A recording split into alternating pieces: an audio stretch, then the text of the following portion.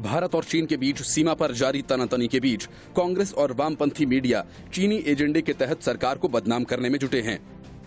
इसके लिए वे झूठी खबरों को आधार बनाकर सरकार पर निशाना साध रहे हैं। हालात ये है कि हर रोज राहुल गांधी प्रोपेगेंडा फैलाने के लिए झूठे ट्वीट्स करते हैं। राहुल गांधी के बयानों से उनके और चीन के बीच मिलीभगत के बीजेपी के दावों की पुष्टि हो रही है। राहुल गांधी ने एक ट्वीट किया और कहा कि आप कॉनोलॉजी समझिए। पीएम बोले कि कोई सीमा में नहीं घुसा, फिर चीन स्थित बैंक से भारी कर्जा लिया, फिर रक्षा मंत्री ने कहा कि चीन ने देश में अतिक्रमण किया, अब गृह राज्य मंत्री ने कहा कि अतिक्रमण नहीं हुआ। मोदी सरकार भारतीय सेना के साथ है या चीन के साथ, इतना डर किस बात का? पहले द टेलीग्राफ में एक रिपोर्ट प्रकाशित की गई थी जिसमें यह कहा गया था कि भारत ने प्रधानमंत्री गरीब कल्याण योजना के तहत किए गए उपायों का समर्थन करने के लिए 750+ मिलियन डॉलर के लिए एशियन इंफ्रास्ट्रक्चर इन्वेस्टमेंट बैंक के साथ ऋण समझौते पर हस्ताक्षर किए। रिपोर्ट में कहा गया है कि LAC पर जारी गतिरोध के बीच भारत ने बैंक से 1350 मिलियन डॉलर के 2 ऋण लिए, जिसमें बीजिंग बहुसंख्यक शेयरधारक हैं।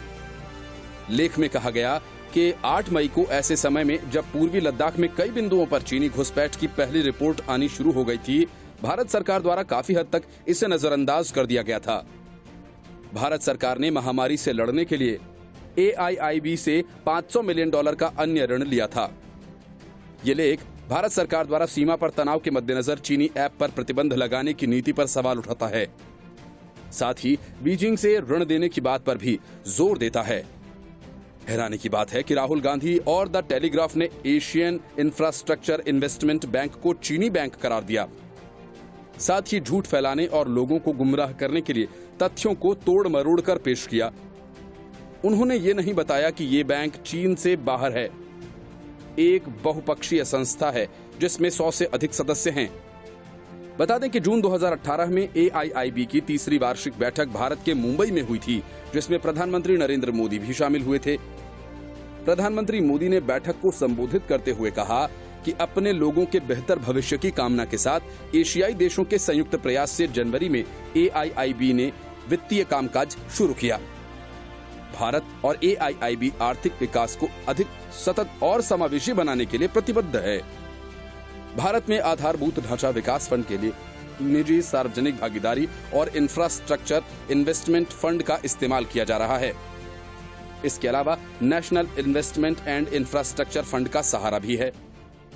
इनका उद्देश्य बुनियादी ढांचा विकास के लिए घरेलू और अंतर्राष्ट्रीय स्रोतों से निवेश जुटाना है। इस बैंक की स्थापना एशिया और इससे आगे के क्षेत्रों में सामाजिक और आर्थिक परिणामों में सुधार के उद्देश्य से की गई थी। बैंक का संचालन जनवरी 2016 से शुरू हुआ। इसके 103 से अधिक सदस्य हैं। हालांकि चीन 26.61% वोटिंग शेयर्स के साथ बैंक का बड़ा शेयर होल्डर है, लेकिन भारत 7.6% वोटिंग शेयर के साथ दूसरा सबसे बड़ा शेयर होल्डर है।